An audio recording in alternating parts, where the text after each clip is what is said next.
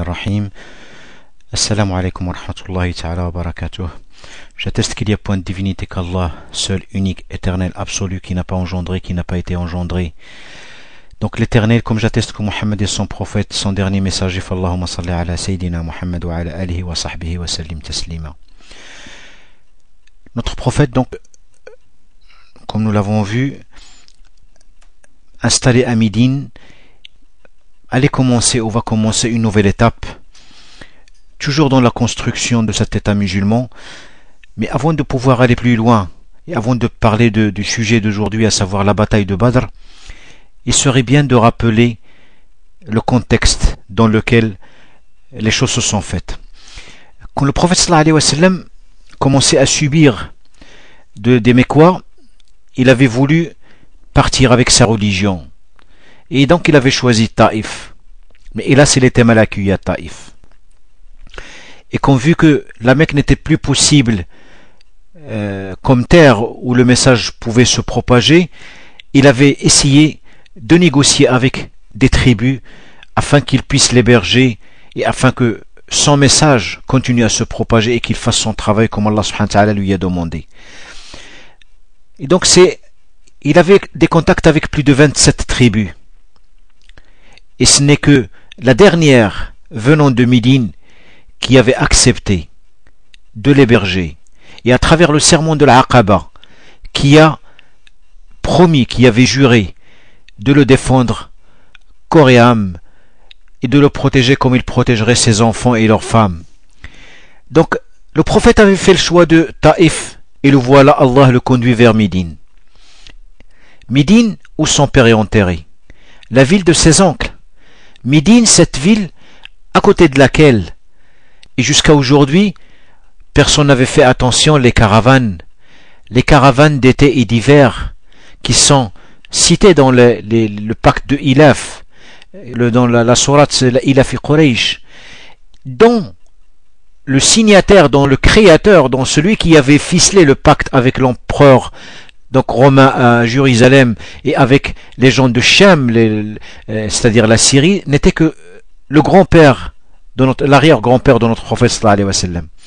Et donc, on s'est arrêté sur cet événement, à savoir que la plus grande caravane commerciale jamais vue, celle de Quraysh, allait passer en revenant de Syrie devant Médine, et on vient de se rendre compte que Médine est une position stratégique nuisible pour les Qurayshi, pour leur commerce et pour leur prospérité commerciale. Et Quraysh, bien qu'ils croient en Allah subhanahu wa ta'ala, leurs yeux étaient fermés tout simplement par l'appât du gain, le désir de gagner l'argent et rien que l'argent. Ils savaient, comme disait Abu Jahl, il avait juré qu'il savait que Mohammed sallallahu alayhi wa sallam était le prophète. Mais il y avait cette compétition entre les tribus, ce désir de gagner de l'argent qui a obstrué leurs yeux et pire encore leur cœur. Et donc on s'est arrêté à cette partie où le verset coranique révélé qui permettait aux musulmans de récupérer ce qu'ils avaient perdu quand ils se sont enfuis avec leur religion, leur foi dans leur cœur, en n'emportant que ce qu'ils avaient sur leur dos et en avant laissé tout ce qu'il y avait à la Mecque. Donc, ces gens-là venaient de sortir de la Mecque et là, la caravane se trouvait avec leurs biens qui ont servi à financer cette caravane. Le prophète sallallahu alayhi wa sallam a demandé à tout le monde ce qu'ils avaient l'intention de faire et donc tout le monde voulait intercepter cette caravane.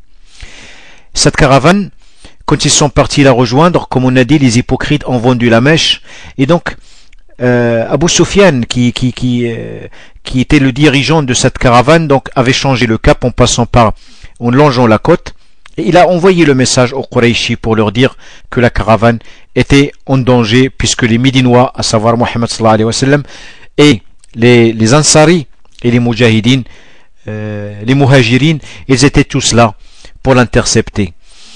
Quraysh, vu qu'ils avaient pas mal d'argent dans cette caravane et vu que cela risquait de se reproduire dans l'avenir, et surtout qu'ils savaient que cette nation était en train de grandir et que l'adhésion à cette religion était très très active et très très forte, donc ils ont voulu un tout petit peu arrêter cet élan assez rapidement avant que ça aille plus loin. Donc ils ont sorti leurs armées et ils sont venus pour en découdre avec le prophète sallallahu alayhi wa sallam et avec ce groupe qui est sorti pour récupérer cette caravane.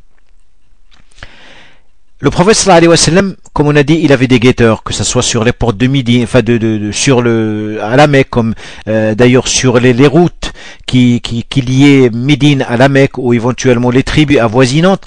Donc le système d'information a bien fonctionné puisqu'il a appris que Quraysh est sorti avec une armée pour pouvoir attaquer Médine et en terminer une bonne fois pour toutes. Les sortants, ils étaient environ 300. Avec une centaine de montures. Chacun devait faire les 2/3 du trajet à pied. Donc chacun se reposait le 1/3 du trajet. Pas armés, puisque ils venaient d'arriver de la Mecque, ils n'avaient pas d'armes, ils n'avaient rien du tout. Donc il y avait ce phénomène, donc cet effet de masse qui devait convaincre les 40 gardiens de la caravane de ne pas lever leurs armes et tout simplement de l'abandonner sans qu'il y ait effusion de sang. Sur le chemin, le prophète avec les compagnons ont appris donc l'arrivée des Mécois. La solution était d'empêcher que les citoyens de Médine subissent la vengeance de Quraysh. Et donc, collectivement, ont décidé de ne pas rentrer chez eux, mais par contre d'aller intercepter cette armée guerrière qui venait de la Mecque. Et ils se sont arrivés à l'endroit où ils se sont rencontrés, à savoir Badr. Badr est une guerre, est une bataille, la première dans l'islam, la première qui sépare le mal du bien. Et donc, les Muhajirin et les Ansari allaient là sceller un pacte de sang. Et c'est là où ils allaient éventuellement protéger collectivement et prendre la responsabilité qui était la leur, à savoir cet État islamique qui était en train de naître. Mais le prophète sallallahu alayhi wa sallam, il savait que les Qurayshis, les gens qui sont venus de la Mecque, les convertis à l'islam, ils savaient qu'ils voulaient quelque part un peu leur vengeance et qu'ils avaient toutes les motivations qui justifient qu'ils attaquent cette caravane. Mais par contre, les Médinois, eux, ils n'avaient rien. Donc il fallait essayer de savoir ce qu'ils en pensaient. Et le prophète alors lança cette phrase au Muhajirin et Ansari au fait de partir pour s'interposer et pour empêcher les Qurayshis et les Mecquois de venir à Médine. Il leur dit: qu'en pensez-vous aux gens?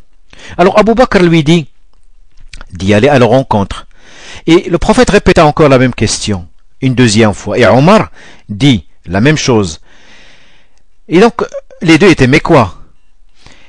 Et le prophète continue à reposer la question jusqu'à ce que Saad ibn Mu'ad, dans l'histoire de son entrée en islam, on avait vu au début de ce récit, par le biais de son cousin, et qui lui, par contre, la Médinois, se lève, il dit: au prophète, on dirait que tu ne veux. Alors le prophète répondit: oui. Le prophète cherchait un consensus global, un accord global. Il voulait que tout le monde soit impliqué volontairement et que ce ne soit pas de contrainte pour quiconque, et en même temps de savoir donc que si ce pacte allait être respecté, celui qui est scellé à l'Aqaba. Quel que soit le cas, c'est une leçon de démocratie. Et cette démocratie qui était toujours pratiquée dans la vie du prophète, comme cela fut en temps de paix, comme en temps de guerre. Et ce que faisait le prophète chaque fois qu'il allait prendre une décision qui concernait toute la communauté, chose qu'aucun dirigeant musulman ne fait actuellement, ce qui explique en partie la déconfiture de toute la nation de l'islam. Et en dehors de l'aspect démocratique, il fallait s'assurer donc que le pacte de l'Aqaba allait être tenu.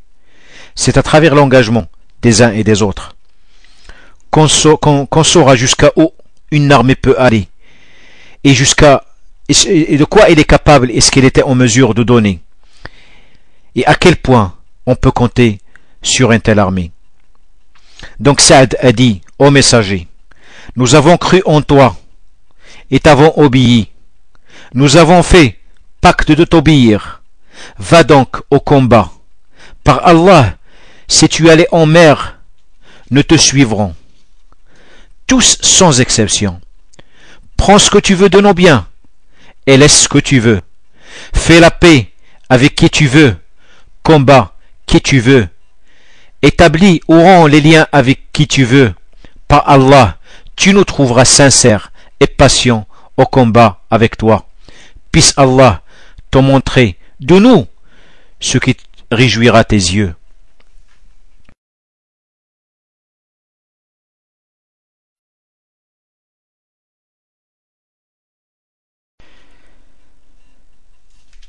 Donc, ils arrivent à Badr.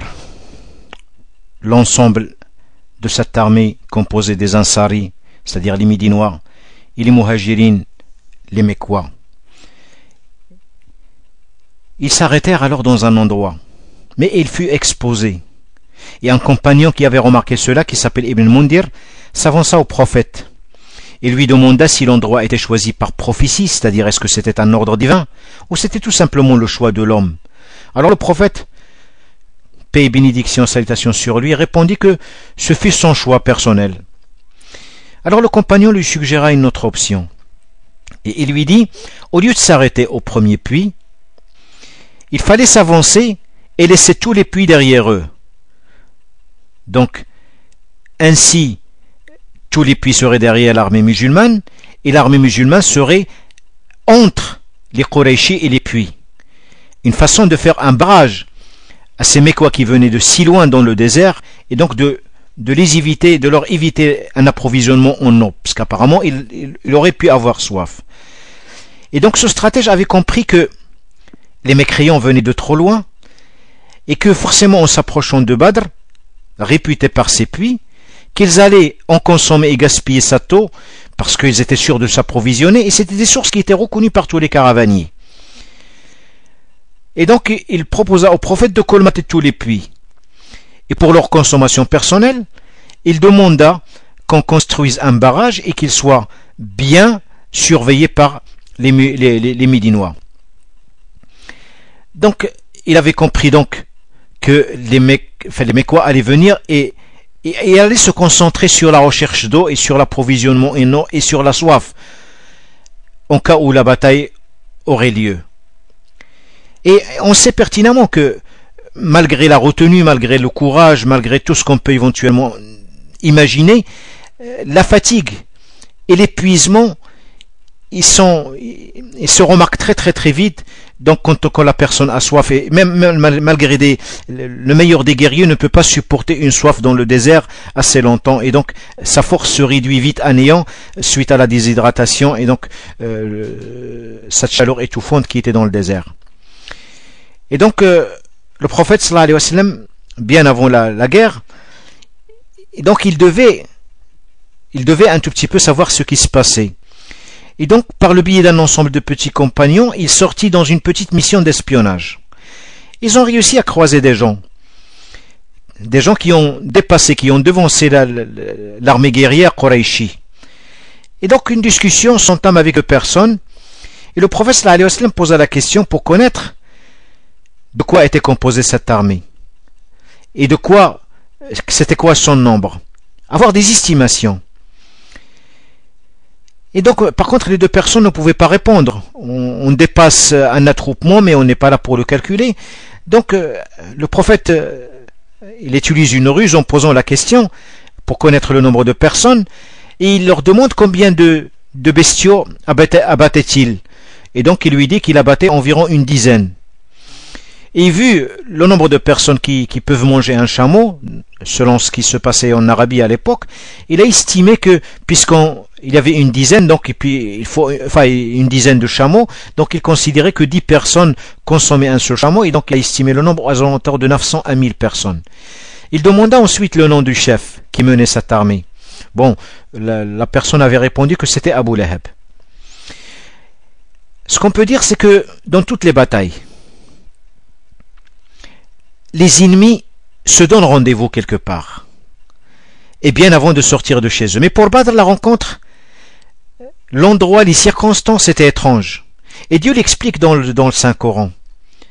Et ceci pour consolider la foi des croyants de l'époque déjà, et ceux qui allaient vivre après eux, y compris la nôtre. Ce qu'on peut dire, c'est que l'être humain doit faire le nécessaire dans sa vie. Et Dieu l'aide et lui réalise ses objectifs, s'il compte réellement sur son Créateur. Et Allah subhanahu wa ta'ala, il a fait en sorte qu'il avait des soldats que nous ne connaissons pas, qui ne sont pas visibles pour nous, et qui travaillent pour réussir à permettre à la personne d'atteindre son objectif. On peut citer comme par exemple la pluie qui a commencé à tomber sur le terrain sur lequel évoluait les Qurayshi. Et c'était un terrain qui était argileux et donc forcément leur démarche était fatigante, donc le sol il est difficile, on peut pas traîner toute la cavalerie qui venait avec eux, toute l'artillerie, enfin toute l'armée qui venait avec tout le matériel qui venait, donc c'était fatigant et donc cette armée s'est trouvée embourbée et encombrée par son grand effectif. Alors que pendant ce temps-là, les croyants, ils avaient un sommeil irrésistible avant qu'il y ait cette rencontre et qui leur a permis de rattraper et de se reposer avant leur fatidique. Et donc, comme on a dit, Allah soutient ceux qui travaillent et font tout leur possible sans épargner aucun effort. Et dans la sourate, le butin, Al-Anfal, il dit, pour rappeler ce bienfait qu'il avait, ce cadeau qu'il a donné aux croyants, et quand il vous enveloppa de sommeil comme une sécurité de sa part et du ciel, il fait descendre de l'eau sur vous afin de vous purifier, d'écarter de vous la souillure du diable, de renforcer les cœurs et d'en raffermir les pas. Donc pour dire qu'ils étaient sur un terrain solide qui n'était pas fatigant. Quand on est sur un terrain solide, on peut courir et on se sent pas fatigué. Mais quand on est dans un terrain sableux ou argileux, mouillé, forcément on se fatigue. Et ce qui est arrivé à l'armée des Quraysh. Donc le prophète sallallahu alayhi wa sallam avait donné l'ordre pour ne pas toucher ou atteindre ou entraver la sortie de ceux qui voulaient quitter l'armée Qurayshi pendant la bataille ou même avant la bataille. Ce qui était le cas puisqu'il y avait quelques-uns qui ont fui l'armée juste avant le contact des deux armées. Et il savait, le prophète sallallahu alayhi wa sallam, qu'il y avait des gens qui étaient amenés par force, par menace, soit que leur famille était prise en otage, soit éventuellement on leur avait pris leurs biens, ou éventuellement... Et ces gens qui ont fini par quitter les rangs ont compris que la réalité et la vérité de cette bataille n'était pas de défendre la Mecque, ni de défendre les Qurayshi, ni les Mecquois, mais c'est tout simplement une guerre qui servait l'intérêt des dirigeants Mecquois, des dirigeants de Quraysh qui défendaient leur pognon, leur argent et les intérêts personnels et leur rang personnel. C'était ça leur objectif et c'était ça la motivation qui faisait que cette guerre allait voir lieu et non l'intérêt de tous, comme le prophète était en train de le faire par contre lui pour protéger Médine et les gens de Médine. Donc les deux troupes se sont retrouvées face l'une à l'autre et ce fut le 17e jour du Ramadan.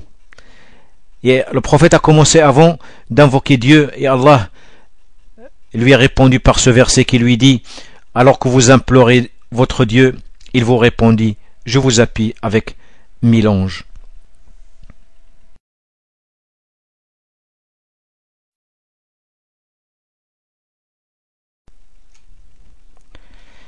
La victoire était au rendez-vous, incontestable et écrasante avec peu de moyens. Avec peu de personnes, on ne peut même pas appeler ça de guerriers, c'était des gens qui sont partis pour interpeller une caravane. Mais par contre, il y avait une force de conviction. Il y avait une foi inébranlable. Le grand chef de Quraysh, Abu Jahl, est mort par la main de deux jeunes d'une quinzaine d'années qui sont sortis camouflés pour qu'on ne les reconnaisse pas, pour qu'on ne leur interdise pas de venir avec cet ensemble des 300 personnes qui ont marché les 2/3 de la distance à pied. Ce fut une humiliation suprême pour un grand chef, un signe à celui qui entravera la diffusion du message divin. Par contre, la soumission à Allah est source de miracles. Elle est accompagnée de travail.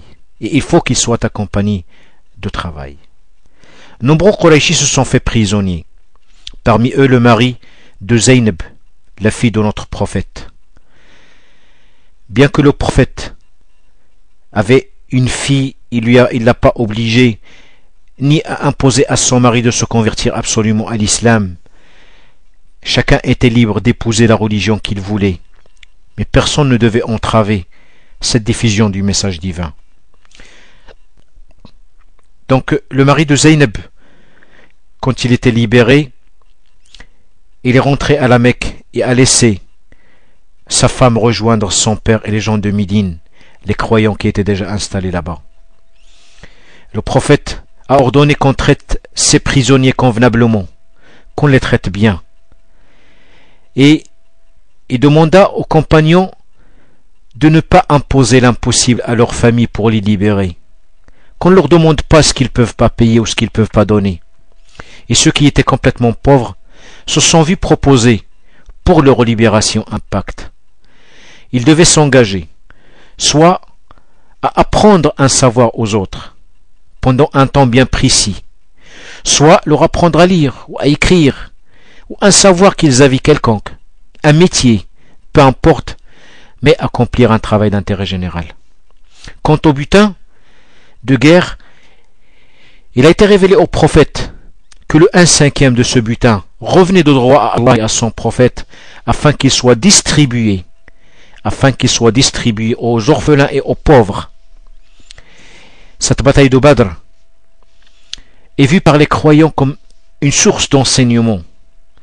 Des enseignements qui doivent nous servir en tout moment et en toute époque.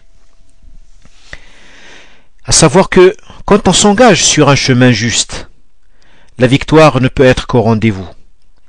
Cette victoire ne se gagne pas par le nombre, mais par la force de la foi et des convictions. La foi, comme on dit, déplace les montagnes. La force du croyant vient de son âme. La pureté est gage de solidité, qui est aussi source de force et donc de supériorité. Le désespoir n'engendre que l'échec. Deuxièmement, dans la vie du musulman, il est indispensable de s'unir, de discuter entre eux, de légiférer ensemble pour des décisions qui concernent la communauté tout entière. Le prophète a demandé aux compagnons leurs avis. Bien qu'il ait pu ordonner tout simplement, ces ordres n'ont jamais été désavoués. Être chef implique le respect de la vie de l'autre et de tous. Troisièmement, nous devons admettre que nous ne sommes pas savants en tout, comme le prophète a confié la stratégie de guerre à Ibn Mundir, à celui qui maîtrisait son sujet, et il est devoir du musulman de se soumettre aux décisions des experts et de ne pas se laisser emporter par son ego, son rang social. Le prophète nous donne une leçon d'humilité. Quatrièmement, on peut dire que le musulman et toute personne qui épouse cette religion a pour obligation de respecter ses engagements. Les Ansari nous ont donné l'exemple à suivre en offrant leur vie. Un pacte à honorer, qu'il soit écrit ou pas du moment où il y a eu un consentement. Cela peut être un contrat de travail, une transaction commerciale, financière, un troc, un témoignage, peu importe. On respecte le pacte, quelle que soit sa nature. Quand on veut donner l'exemple, quand on veut donner une leçon de sacrifice, on commence par soi-même. Mais ne pas critiquer les autres tout en se retirant et en se cachant à l'arrière. Ali est descendu pour un duel. Ali, le proche de notre prophète, est descendu à Badr. Et cet exemple, de ce duel-là nous donne l'exemple. Qu'en quoi, il faut que nous aussi, on donne l'exemple avant de demander aux autres ce qu'ils ne peuvent pas donner. Quant aux Qurayshi, Abu Sufyan leur demanda de conserver les gains de la caravane qui y rentraient saines et sauf à la Mecque, comme provision, afin de mieux s'équiper en armes pour retourner encore une fois à Médine et venger et se venger, et venger le sang de ceux qui sont succombés à Badr, et mettre fin à Mohammed et sa prophétie. Donc, à peine cette bagarre terminée, que déjà les Qurayshi ont préparé la suivante, et en consacrant les bénéfices de la plus grande expédition commerciale à une guerre pour l'extermination de ceux qui ont osé dire que Dieu est notre seul Seigneur. Un juif de Médine qui s'appelle Ka'b ibn al-Ashraf, refusant cette réalité et cette nouvelle notoriété dérangeante, alla à la Mecque pour attiser davantage le feu de la haine, proposant l'aide des siens aux Qurayshi, leur proposant d'ouvrir les portes de Médine et de violer la constitution qui était mise en place, qu'ils ont acceptée volontairement. Ils ont voulu violer ainsi ce pacte avec les Médinois. À la Mecque, il y avait des gens qui voyaient et qui avaient compris le manège de ce juif médinois qui est parti à la Mecque et qui n'était pas d'accord avec ce qui se passait. Et il y avait quelques-uns comme ça qui étaient contraints de rester. Et ils voyaient cet acharnement. Et ils voyaient ces manigances. Et donc ils transmettaient ce qu'ils entendaient, ce qu'ils voyaient au prophète qui était lui à Médine. Beaucoup de personnes, même aujourd'hui, veulent que l'islam s'éteigne, ce qui n'arrivera jamais. Et donc, pour abaisser cette communauté, parle chaque fois qu'on parle de bataille, de guerre injuste du prophète contre les autres. Il faut rappeler juste que la quasi-totalité de ces batailles ont eu lieu à proximité de Médine, à quelques exceptions près. Et l'explication qui nous permettra de comprendre tout simplement pourquoi notre prophète est sorti de Médine pour partir parfois loin, ce qui était rare, c'était tout simplement pour la simple raison qu'il détestait, et au-dessus de tout, la traîtrise et l'atteinte des autres injustement. Il refusait qu'on puisse trahir quiconque, et beaucoup de gens ont trahi, et ceux qui trahissaient devaient assumer leurs responsabilités dans leur traîtrise. Quand on essaie de mettre en péril toute une population, il est normal qu'il faut remettre celui qui traite les autres injustement et qui essaie de les trahir à sa place, de faire comprendre à quiconque qui mettrait la nation en péril, lui envoyer un signal fort. La légitime défense est un droit, est un devoir, est un privilège de tout citoyen sur terre, pour se protéger et protéger les siens. Toutes les nations le reconnaissent. La violation de la propriété privée est punie, même s'il s'agit d'une simple chanson. Alors pourquoi la nation de l'islam n'avait pas le droit de se défendre quand tous les Médinois étaient menacés par l'imanigance de ceux qui ont trahi le pacte et trahi le prophète? Mais pour répondre à ceux d'aujourd'hui, ceux qui y ont des actions terroristes aujourd'hui, nous tenons tout simplement à rappeler que le terrorisme n'est pas et ne sera jamais une solution. C'est un fléau pour tous. Mais l'injustice, l'inégalité, la misère, l'oppression, l'abandon, la manipulation, les intérêts de clans, les idéologies créent et créeront d'autres extrémismes, d'autres idéologies qui mèneront inévitablement à d'autres catastrophes. Des gens se moqueront de la légitimité des moyens, mais se focaliseront tout simplement sur la fin, et cela est valable pour tous les côtés. Ainsi, la paix sera toujours otage de la folie humaine. Faisons attention à ce que nous sommes en train de faire. Ceux qui sont en train de manipuler l'islam et qui veulent manipuler les musulmans, ceux qui veulent atteindre l'islam et veulent atteindre les musulmans, tout se dévoilera. Et forcément, ça créera des relations qui risquent d'être virulentes, incontrôlées. Et pour revenir à la légitimité des batailles de notre prophète que quelques-uns qualifient de bain de sang, j'aimerais juste rappeler que les morts dans les 17 batailles n'ont pas dépassé 400 personnes. Et on parle de bain de sang? Regardons les batailles romaines, perses, celles d'aujourd'hui. On n'en parlera même pas. Aujourd'hui, il suffit d'envoyer un missile, de tuer 300-400 personnes d'un seul coup, et on dit c'était une erreur humaine. Ou on essaie tout simplement de dire un marché, on le transforme en une manifestation anti je ne sais pas quoi.